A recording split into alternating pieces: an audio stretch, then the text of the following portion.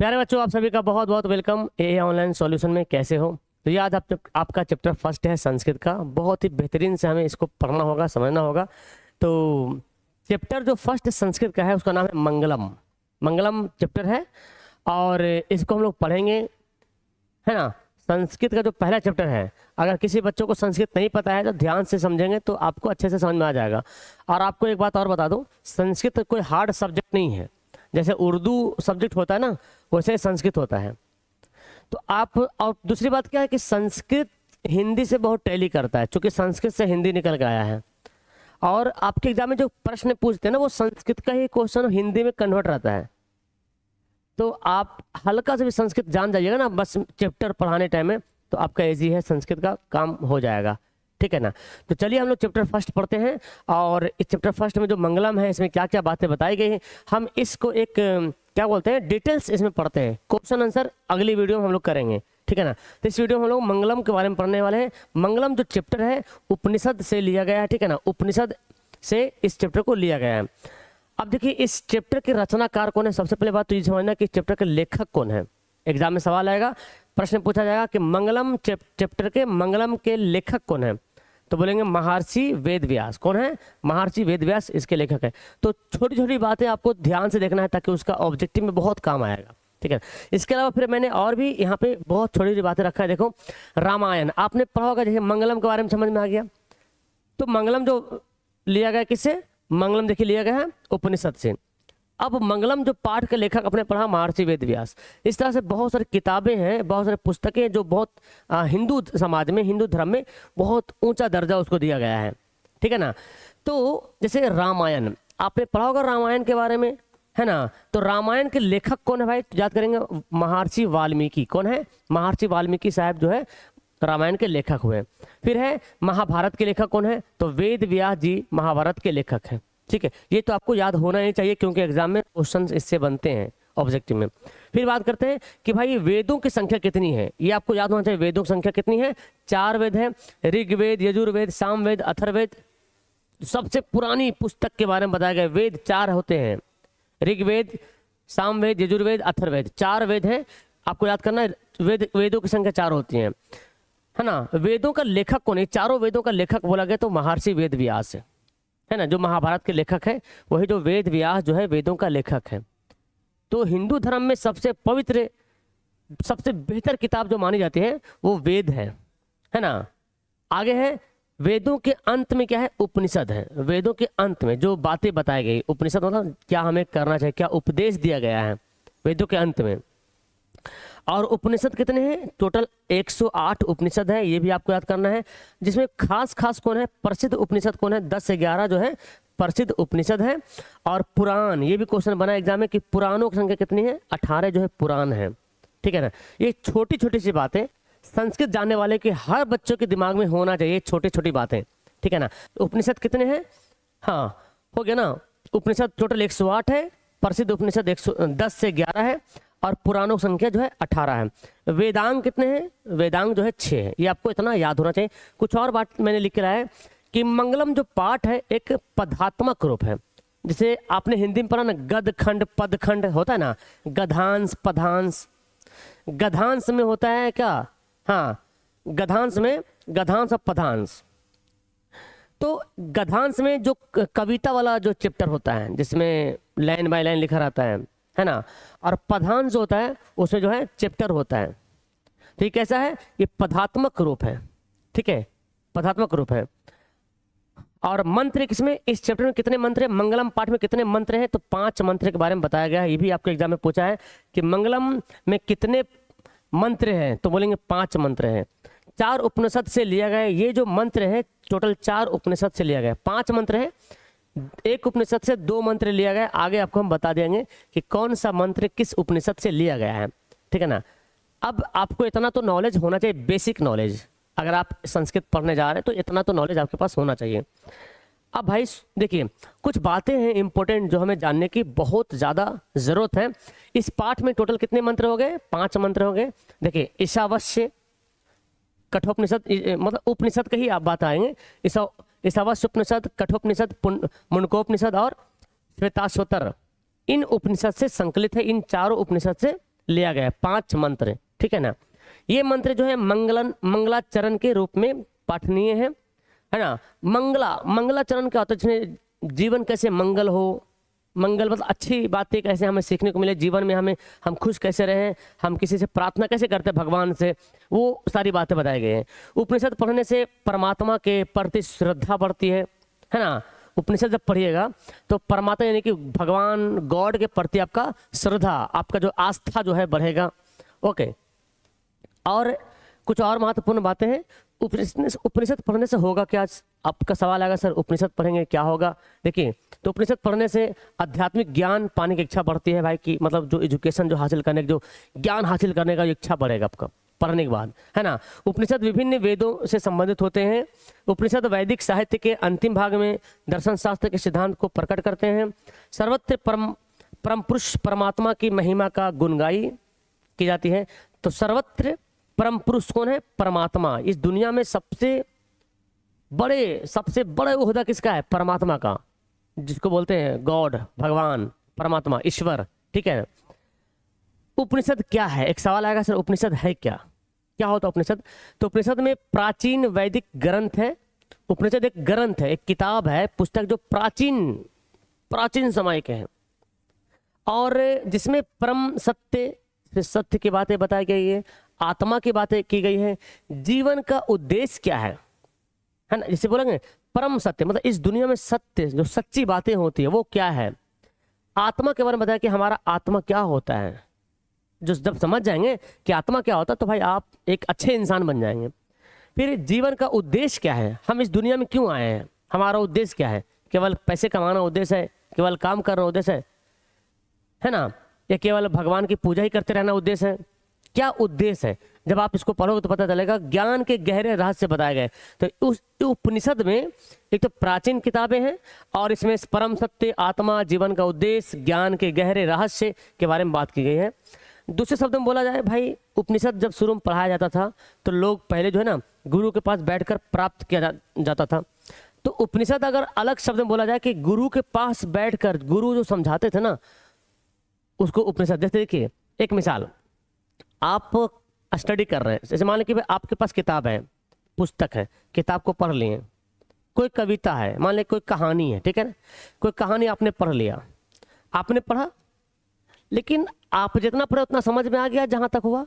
लेकिन वही कहानी कोई मास्टर आपको पढ़ाएगा बैठा करके, तो आपको बहुत सारी चीज़ें बताएगा, उसके आसपास की सारी चीज़ें बताएगा, उसी को बोलते हैं उपनिषद।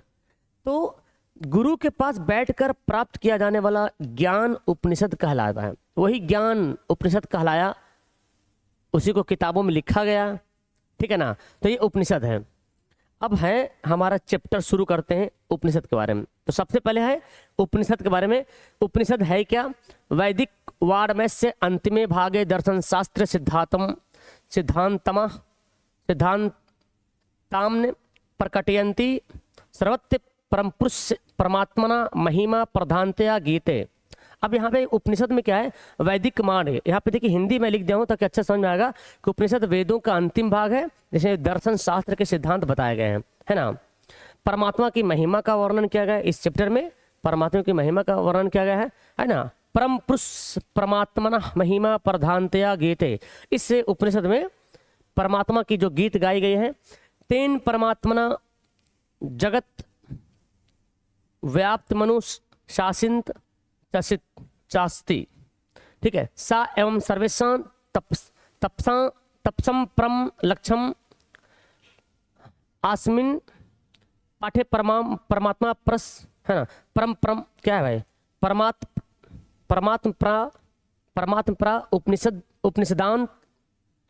उपनिषदाम पदात्मका पच्चमंत्र संकलिता शांति। तो ये सारी बातें, अब इसका देखो अर्थ यहाँ पे दिया हुआ है कि उपनिषद बताते हैं कि संपूर्ण जगत परमात्मा से व्याप्त है। मतलब जितनी सारी जो जगत है, पूरी दुनिया जो है ना, कोई परमात्मा चला रहा है इसको, कोई आदमी नहीं चला रहा, है ना। कौन चला रहा है, एक परमात्मा है जो बहुत पावरफुल, जिसने दुनिया बनाई है, जिसने पहाड़ बनाया है, जिसने आसमान बनाया है, जिसने ज़मीन बनाया है, जो बारिश बरसाता है, जो धूप निकालता है, जो सूरज निकालता है, डुबाता है, कोई ना कोई परमात्मा जिसने हमको पैदा किया है, हम सबको पैदा किया है, जो पेड़ उगा रहा है ना, जिसने पानी को बनाया है, ये परमात्मा है, इसके गुण गाए गए हैं। और वही सभी तपों का परम लक्ष्य है इस पाठ में, और वही सभी तपों का परम लक्ष्य है। मतलब हुआ कि जितने सारे लोग इस दुनिया में ना, सभी चाहता कि हम परमात्मा को कैसे प्राप्त कर लें, उसको कैसे राजी कर लें, उसको कैसे खुश कर लें। इस पाठ में परमात्मा से संबंधित 5 मंत्र दिए गए हैं। अब आते हैं 5 मंत्र यहाँ पे देखिए। पहला मंत्र है जो कि ईशावश उपनिषद से लिया गया है। ठीक है, पहला मंत्र याद करेंगे कि मंगलम पाठ का पहला मंत्र किस उपनिषद से लिया गया है? ईशावास्य उपनिषद से लिया गया है। मंत्र क्या है? हिरण्मयेन पात्रेण सत्यस्या पिहितम मुखम तत्वम पुषन्न पावृणु सत्य धर्माय दृष्टे। इसका मतलब देखो बोला गया हिरण्मय पात्रेण सत्यापिहितम मुखम। बोला गया हिरण्मय का जो पात्र है ना, जो सच्ची बात है जो इंसान को जानना चाहिए, बोला गया कि सत्य का जो मुख है वो सोने जैसा आवरण से ढका हुआ है। सत्य क्या चीज है? जो सच्चाई है ना, वो कुछ एक सोने जैसा आवरण से ढका हुआ है। हिरण्मय पात्र से ढका हुआ है। हिरण्मय पात्र मतलब होता है कि सोने जैसा पात्र से ढका हुआ है। ठीक है ना। फिर वहीं पे बोला गया है सत्य धर्म की प्राप्ति के लिए उस आवरण को हटा दे। अभी भगवान से प्रार्थना कर रहे हैं कि हे प्रभु, सत्य धर्म की प्राप्ति के लिए हमें सच की प्राप्ति करना है, हमें सच को जानना है, हमें सच्चा इंसान बनना है। यही बात यहाँ बताया गया है ना। तत्वम पुष्ण पावरणु सत्य धर्माय दृष्टि, यानी कि हमें सच की प्राप्ति करना है। तो जो आवरण जो ढका हुआ है हिरण्मय पात्र से, जो है ना सत्य का मुख जो ढका हुआ है, उसको हटाने के लिए बोला जा रहा है कि उस आवरण को हटा दे। तो बहुत अच्छी बात की जा रही है यहाँ पे। अब देखो जैसे बहुत लोगों ने सच्चाई क्या होता है किसी ने पता है, दुनिया में हम क्या सच है क्या झूठ है, तो सच को कब जानते हैं? जब हम पढ़ते हैं, है ना, तब जान पाते ये सच्ची बात है, ये सही है, ये गलत है। लेकिन प्रभु से, ईश्वर से, भगवान से प्रार्थना भी तो की जाती है, हे प्रभु हमें जो है सत्य का मार्ग दिखाओ। सत्य का मार्ग कैसा होता है हमें नहीं पता। हमें सत्य, हमेशा हम लोग सब प्रार्थना करते हैं, दुआ करते हैं कि हमें सीधे रास्ते पे चला, जो सही रास्ता उस पर हमें चला। उसी बोला गया है कि हमें सत्य का मार्ग दिखा। जो सत्य की है ना, जो सत्य वो सोने जैसे पात्र से ढका हुआ है। अब यहाँ से क्वेश्चन बनेगा आपका कि हिरण्मय पात्र से क्या ढका हुआ है? तो सत्य। ठीक है, सत्य का पात्र किससे ढका हुआ है? तो हिरण्मय से। ये क्वेश्चन बनता है आपके एग्जाम में ऑब्जेक्टिव। अगला है दूसरा जो है कठोपनिषद से लिया गया है। दूसरा मंत्र ये है कठोपनिषद से लिया गया है।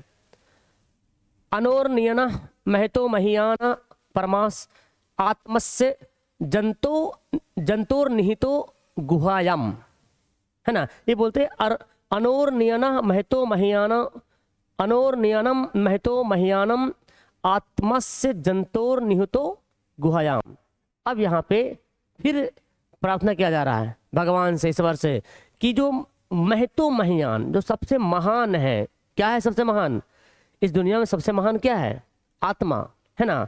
देखिए मनुष्य की हृदय रूपी गुफा में अणु से भी छोटा और महान से महान आत्मा विद्यमान है ना। तो अनोर्णीय महतो महीयान आत्मस्य जंतोर निहुतो गुहायाम, मतलब मनुष्य के दिल में, मनुष्य के हृदय में मान ले तो छोटा से छोटा, अने तो बड़ा से बड़ा। जैसे देखिए जब इंसान जिंदा है तो आत्मा की कोई वैल्यू है जी? देता है? हाँ, आत्मा है और कोई ध्यान नहीं देता है। इंसान जब मर जाता है तब सोचता है भाई कितना बड़ा आत्मा है, काश वो फिर से आ जाता। ऐसे एक वैल्यू बनता है ना इंसान की। लेकिन जब जिंदा है तो कोई फिक्र नहीं आत्मा का। हमें खा रहे हैं, पी रहे हैं, लड़ रहे हैं, झगड़ रहे हैं, खेल रहे हैं, कमा रहे हैं, मतलब सब काम में बिजी। आत्मा के बारे में तो सोचते नहीं कि आत्मा क्या होता है। कभी सोचे हैं? बहुत मुश्किल से इक्का दुक्का लोग, लेकिन आत्मा के बारे में सोच ही नहीं पाते। हम लोग अपने जिंदगी में बिजी है। लेकिन तो जब हम सोच नहीं रहे तो आत्मा बहुत छोटा मान लेते उसको, हमने बहुत छोटा मान लिया। लेकिन जब वही किसी इंसान की जब मौत हो जाती है, कोई इंसान मर जाता है, जब उसकी मृत्यु हो जाती है, तब सोचते हैं काश वो आत्मा फिर से आ जाए। तब उसका वैल्यू पता चलता है कि अब आत्मा दोबारा आने वाला नहीं है। एक बार चला गया सो चला गया, अब दोबारा आत्मा नहीं आएगा।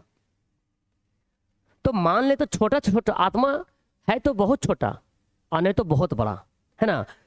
तो ही बोल रहे हैं यहाँ पे कि मनुष्य के हृदय रूपी गुफा में, हृदय में अणु से भी छोटा और महान से भी महान आत्मा विद्यमान है। विद्वान शोक रहित होकर उस श्रेष्ठ परमात्मा को देखता है। क्या बोला गया यहाँ पे? ताम कर्तु पश्यति विज शोको धातु प्रसादम हिन आत्मना पढ़ेंगे। ठीक है, तो ये जो बोला गया यहाँ पे कि जो हमारे हृदय में छोटा से छोटा बड़ा से बड़ा जो विद्यमान है आत्मा, ये छुपा हुआ है हमारे हृदय में, हृदय के गुफा में, है ना। और कहते हैं कि विद्वान जो विद्वान लोग होते हैं शोक रहित होकर, जो विद्वान जो पढ़े लिखे है ना, जो मतलब धार्मिक जो बातें जानते हैं, जो विद्वान होते हैं ना, वो क्या करते हैं? शोक रहित होकर उस श्रेष्ठ परमात्मा को देखता है। तो जो विद्वान होता है वही समझता है भाई आत्मा क्या होता है। और जब जिसने आत्मा को समझ लिया, आत्मा की जो वैल्यू को समझ लिया, वो परमात्मा को भी देखता है, परमात्मा के बारे में अच्छे जानता है। समझ में आया? तो ये कौन कर सकता है?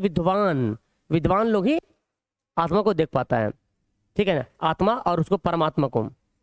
दूसरा क्लियर हो गया। तीसरा जो है मुंडकोपनिषद से लिया गया, याद कर लेंगे। तो पहला था, याद है पहला क्या था? पहला जो था ईशावास्य उपनिषद से लिया गया। दूसरा जो मंत्र है कठोपनिषद से है।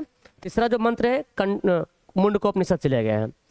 अब देखिए सत्यमेव बहुत इंपॉर्टेंट, ये बहुत इंपॉर्टेंट है, इससे क्वेश्चन आपके एग्जाम में बनेंगे।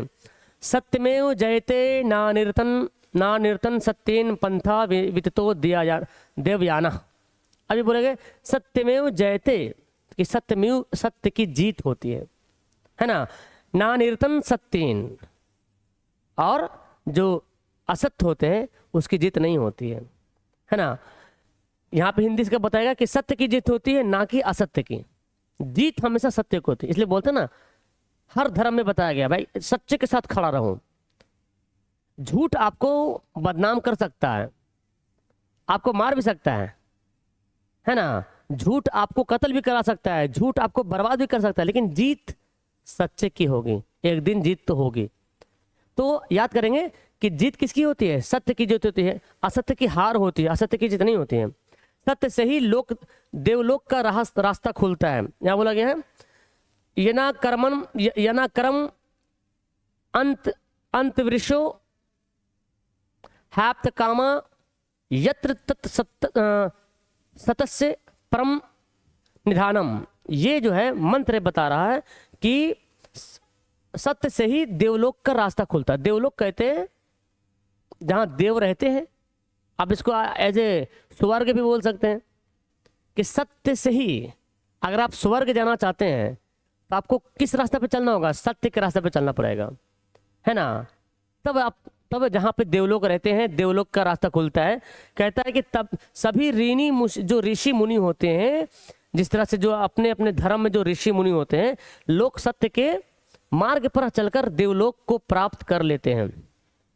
तो कोई भी मजहब में देखिए, कोई भी रिलीजन में देखिए, कोई भी धर्म में देखिए, जो भी ऋषि मुनि होते हैं, किसी में पंडित है, किसी में मौलाना है, किसी में आचार्य, अलग अलग है। बौद्ध में धर्म में है, आपका बोले जैन में है ना। तो अलग अलग धर्मों में जो ऋषि मुनि, यानी कि जो धर्म के बारे में क्या बोल सकते हो उसमें, जैसे आप तो मैंने एग्जाम्पल बता दिया।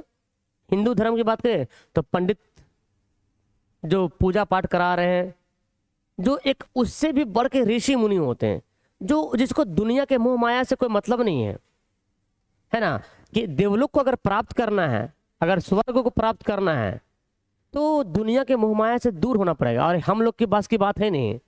ये कौन करता है? ये करता है ऋषि मुनि, जिसके अंदर बचपन से ही गुण भरा होता है, बचपन से ही सिखाया जाता है। आप सोचिएगा 20-22 साल 25 साल का हो जाएंगे तब साधु संत बन जाएंगे, तो वो बस बन तो जाइएगा, दिखेगा, लेकिन वो प्राप्ति आपको नहीं हो पाएगी, ठीक है ना।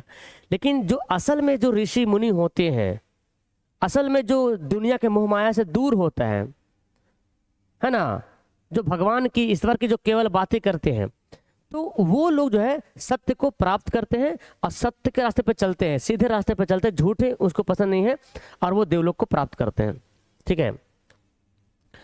अगला जो है वो भी मुंडकोपनिषद से अगला मंत्र लिया गया है।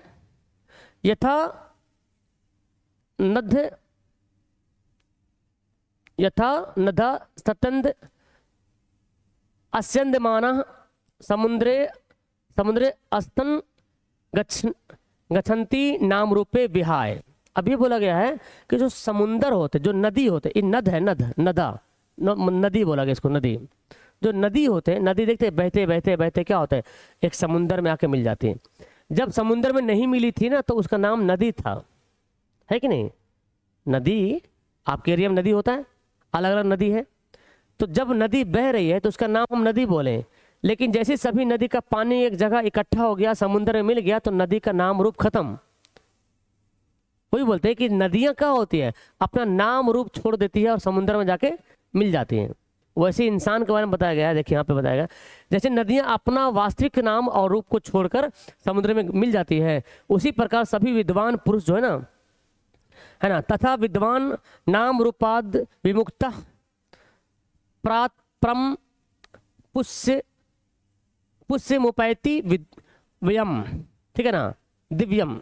तो ये बोल रहे हैं कि जिस तरह से नदियां अपना वास्तविक रूप छोड़ के एक समुद्र की शक्ल इख्तियार कर लेता है, समुद्र का शक्ल बन जाता है, समुद्र का रूप धारण कर लेता है, उसी प्रकार कहते हैं कि जो विद्वान होते हैं ना, जो विद्वान पुरुष होते हैं, वो क्या करते हैं, अपना वास्तविक नाम और रूप को छोड़कर दिव्य पुरुष और अर्थात ब्रह्मा को प्राप्त कर लेते हैं, है ना। आप देखिए ना, इस दुनिया में देखिए, इस संसार में देखिए, जो सत्य के मार्ग पे चलते हैं ना, वो अपना वजूद खो देता है भाई, अपना वजूद, इंसान का जो वजूद, इंसान का फितरत जो है ना, क्या होता है, ये करना, ये मुंह रखना, वो चाहत, है ना, ये घोड़ा गाड़ी बंगला ख्वाहिश अरमान आरजू सब खत्म कर देते हैं। तो जो ऋषि मुनि टाइप के लोग होते हैं वो क्या करते हैं, ये जो विद्वान लोग होते हैं वो क्या करते हैं भाई कि अपना वास्तविक नाम छोड़ देता है। जैसे नदी का नाम बदल के क्या बन जाता है, समुद्र बन जाता है। वैसे इंसान जो ऋषि मुनि होते हैं वो अपना इंसान का जो अस्तित्व है ना, इंसानी जो मोह माया उसको छोड़ के पूरा भगवान ईश्वर में लगे रहते हैं, ठीक है ना, अपना रूप बदल के, वही बोला गया। और उसको क्या है ना, ब्रह्मा को प्राप्त करते, मतलब भगवान को प्राप्त कर लेते हैं। ये हो गया। पांचवा मंत्र है श्वेतास्त्रोपनिषद से लिया गया है। वेदा मितन पुरुषम महांतम आदित्य वर्णम तमसा प्रस्ताता, ठीक है। अब देखिए यहाँ पे पढ़ते हैं, इसका हिंदी लिख दिया, मैं अज्ञानी हूँ। अब देखिए प्रार्थना कर रहे हैं, है ना, मैं अज्ञानी हूँ तथा अन्य विद्वान है, ऐसे महान लोग समझते हैं। महान लोग कभी अपने आप को महान समझते ही नहीं है ना। ये बहुत अच्छी बात बताया कि महान लोग कभी महान समझते ही नहीं है। जो महान होते हैं ना वो अपने आप को अज्ञानी, गिरा, मतलब निचला समझता है, एकदम नीचे लेवल पे, लेकिन उसका नॉलेज बहुत हाई लेवल पे होता है। तो महान लोग कभी अपने आप को महान नहीं समझते हैं।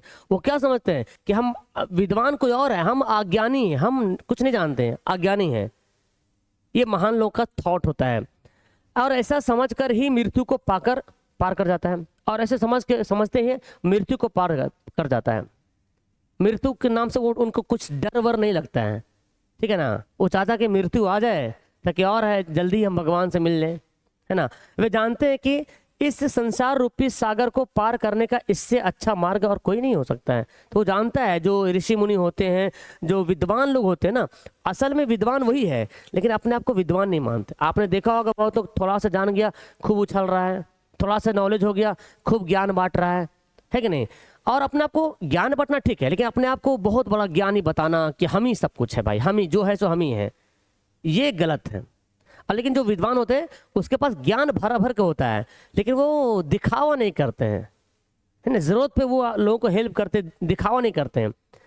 और उसी रास्ते पे चल के, क्योंकि उनको पता है कि हमको अगर पाना है तो हमें इस रास्ते पे चलना होगा, ठीक है ना। ये आपका चैप्टर समाप्त हो गया।